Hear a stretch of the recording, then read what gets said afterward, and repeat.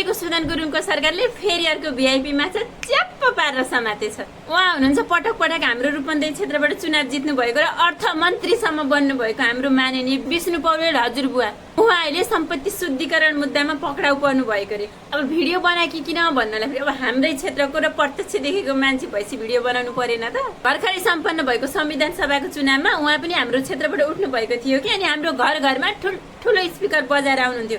उहाँको स्पिकरले चाहिँ पुरै टोलै थर्किने गरेर बजाउनुहुन्थ्यो के को आयो भनेर भन्नु नै पर्ने थिएन। बिचरा यति गरिब मान्छे, अनि त्यत्रो सम्पत्ति कमाएर यो हाम्रो बुटोललाई राम्रो बन्दै पनि हुन्थ्यो नि।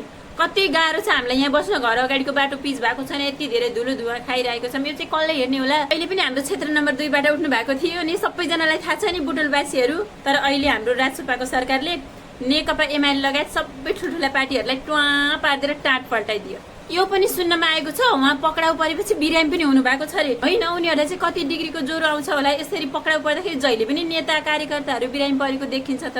उहाँ बुटोलमा बसेर राजनीति गर्नुहुँदै छ। उहाँका बुटोलमा पनि ठुल्ठुला होटलहरूमा लगानी भएको जानकारीमा आएको छ। तर उहाँको घर चाहिँ काठमाडौँ रे। होइन, बुटोलको यस्तो गर्मी ठाउँमा बसेर पसिना चुवाई चाहिँ काठमाडौँमा घर किन बनाएको, बुटोलमै बनाउनु पर्दैन? अनि वो बुटोलवासीले विश्वास गर्नुहुन्थ्यो त। काठमाडौँमा आरामले शीतल खाएर बस्ने, अनि बुटोलका हामी जनताहरूलाई दुःख दिएपछि अनि विश्वास गर्छन् त। बल्ल खाऊ बुढा।